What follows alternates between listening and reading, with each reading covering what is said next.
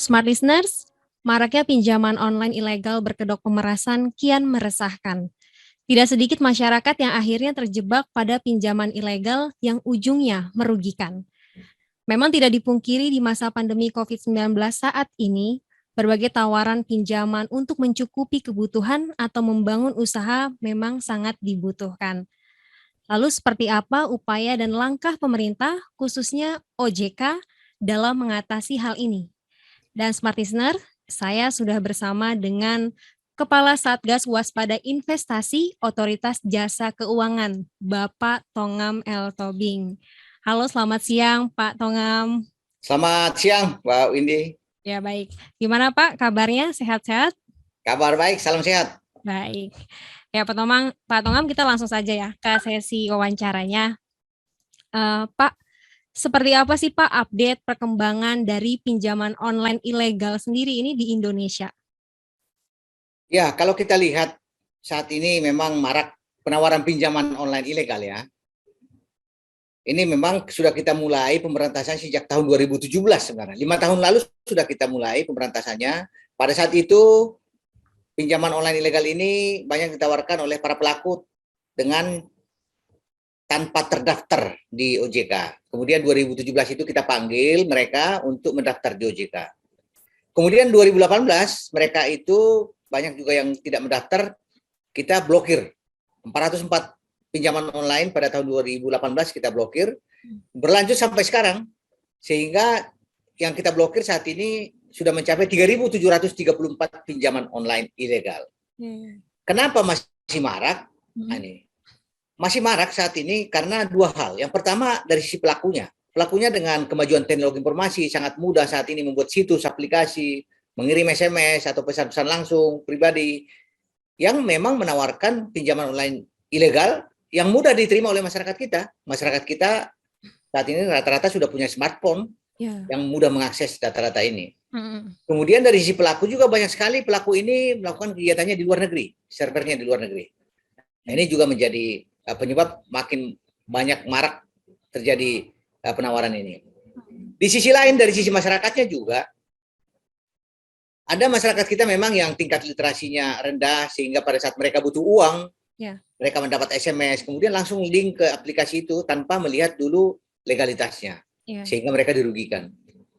Kemudian dari masyarakat ada kelompok kedua juga, masyarakat karena kesulitan ekonomi, dia tidak dapat pinjaman dari mana-mana. Kemudian dia udah tahu itu ilegal, tapi maksakan diri untuk minjam dari ilegal. Karena untuk memenuhi kebutuhan yang mendesak, yang sangat mendasar tentunya. Ini bisa kita lihat dari indikasinya, ada yang meminjam di 5 pinjol ilegal, 10, bahkan ada seorang ibu yang meminjam di 141 pinjol ilegal. Dan juga dari sisi masyarakat kita ada perilaku yang melakukan peminjaman untuk kebutuhan yang sangat konsumtif, sehingga mereka tidak mempunyai kemampuan bayar pada saat jatuh tempo.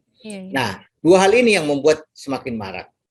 Kami sampaikan juga kepada masyarakat ciri-ciri dari pinjol ilegal ini. Nah, ini perlu kami sampaikan supaya masyarakat kita bisa terhindar dari pinjaman online ilegal ini.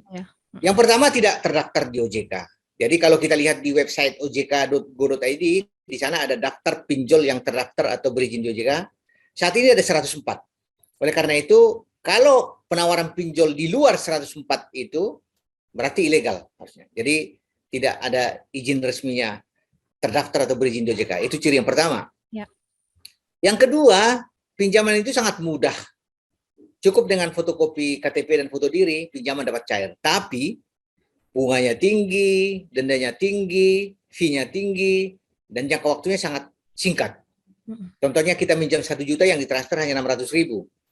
Jangka waktunya pada saat perjanjian kita pertama dijanjikan 90 hari. Ternyata setelah dicairkan hanya 7 hari. Ini ada penipuan tentunya yang tidak sesuai dengan apa yang ditawarkan.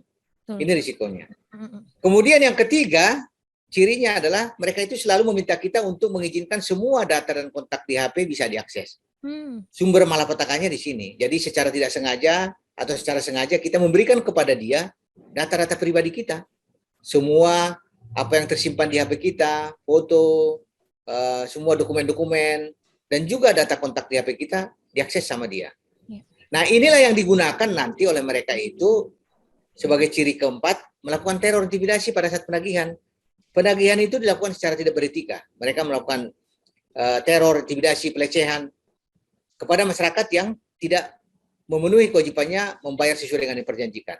Dan bukan hanya kepada peminjam yang diteror, tapi kepada seluruh orang yang ada nomor HP-nya di HP peminjam. Jadi contohnya kita tiba-tiba mendapat teror dari seseorang pelaku pinjol ilegal, si A menipu kami, merampok kami, tidak bayar utang kepada kami, Anda dibuat sebagai penjamin. Padahal kita nggak kenal si A, hanya karena nomor HP kita ada di nomor HP dia, kita diteror. Oleh karena itu, ciri-ciri ini perlu disampaikan kepada masyarakat bahwa apapun yang terjadi di dalam kebutuhan kita mendapatkan uang, jangan sekali-sekali akses ke pinjol ilegal. Betul. Oke. Kemudian Pak, jika masyarakat sudah terlanjur terjerat dari pinjol ilegal ini, seperti apa Pak solusinya? Ya, bagi masyarakat kita yang sudah terlanjur pinjam di pinjaman online ilegal, kami sampaikan tips kepada masyarakat. Yang pertama, tentu kami meminta mereka agar melapor ke kami di Satgas Waspada Investasi, bisa melalui email waspadainvestasi@ojk.go.id.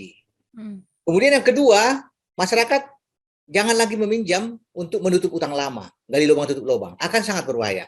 Pada saat masyarakat gagal bayar di pinjaman online ilegal, stop untuk meminjam, mencari pinjaman untuk menutup utang-utang itu. Kemudian yang ketiga, apabila sudah mendapatkan penagihan tidak beretika, teror, intimidasi, pelecehan, kami sampaikan tipsnya. Yang pertama, blokir semua nomor kontak yang melakukan teror. Walaupun itu ganti-ganti nomor sampai 100-an, blokir semua. Yang kedua, beritahu kepada seluruh nomor kontak yang ada di HP kita bahwa apabila menerima ancaman atau teror mengenai pinjaman online agar diabaikan. Nah, ini perlu bagi kita untuk memberitahu kepada rekan-rekan kita atau semua yang ada di HP kita agar mereka tidak melayani teror intimidasi itu. Yang ketiga, tentu kita minta mereka segera lapor ke polisi karena teror intimidasi perbuatan tidak menyenangkan ini adalah tidak pidana. Kami mendorong masyarakat kita yang mengalami kerugian akibat teror dari pinjaman online ilegal segera lapor ke polisi. Dan apabila mereka masih melakukan teror, lampirkan laporan polisinya bahwa saat ini Anda sudah dalam proses hukum, kami sudah melaporkan ke polisi. Kemudian tips yang selanjutnya adalah jangan lagi akses ke pinjol ilegal. Baik. Kemudian Pak, seperti apa upaya dan langkah pemerintah dalam mengendalikan pinjol ilegal ini Pak? Ya, kami dari Satgas Waspada Investasi tentu melakukan tindakan dari dua sisi ya. Jadi Satgas Waspada Investasi ini beranggotakan 13 kementerian lembaga, saat ini 12 kementerian lembaga karena ada penggabungan Kemendikbud dengan Kemendikbud. Jadi 12 kementerian lembaga ini saling bahu-membahu melakukan dua tindakan. Yang pertama tindakan preventif dan yang kedua represif. Tindakan preventif kami lakukan adalah melalui edukasi kepada masyarakat dengan sosialisasi, berbagai sarana kita lakukan. Kemudian kami juga melakukan blasting SMS kepada masyarakat untuk waspada pinjaman online legal, dan juga kami melakukan penayangan iklan oleh masyarakat di berbagai sarana-sarana transportasi tentunya, terutama di Jakarta. Kami kerjasama dengan Kereta Api Indonesia, Transjakarta, Railing, KRL untuk menayangkan layanan masyarakat ini. Jadi tindakan preventif ini yang paling utama strategi kita sebenarnya. Karena apa? Karena ini kami lihat seperti supply demand sebenarnya. Supply itu karena demand-nya ada. Oleh karena itu kita pengaruhi yang paling utama adalah demand-nya, masyarakatnya. Kita edukasi mereka agar mereka paham mengenai risiko dari akses kepada pinjol ilegal. Kemudian kan tindakan kedua adalah represif. Kami menghentikan kegiatan pinjol ilegal ini, kami umumkan ke masyarakat, kemudian kami blokir situs web aplikasi melalui Kominfo, dan kami sampaikan laporan informasi kepada kepolisian untuk dilakukan proses hukum apabila diduga ada tindak pidana di sana. Jadi kami lakukan tindakan-tindakan yang sangat masif untuk memberantas pinjol ilegal ini. Kemudian Pak Tongam, bagaimana untuk perkembangan aplikasi pinjol sendiri di tahun 2022 nanti?